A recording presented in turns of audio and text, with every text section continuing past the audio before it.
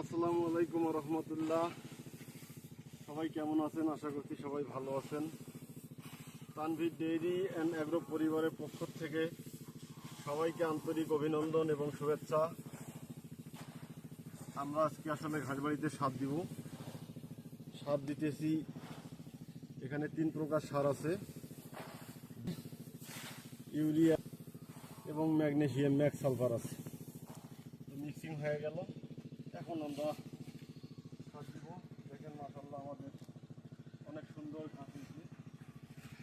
সাধারণত শীতকালে ঘাসের একটু অসুবিধা কম থাকে, কিন্তু পর্যাপ্ত সার না দিলে ঘাসটা আর বাড়ন্ত থাকে না।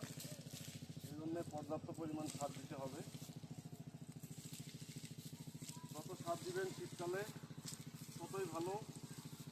যেমন কোনো পচাড়ি, কোনো অসুখ বিসুখ থাকবে না এবং সবসময় ঘাস ভালো থাকবে।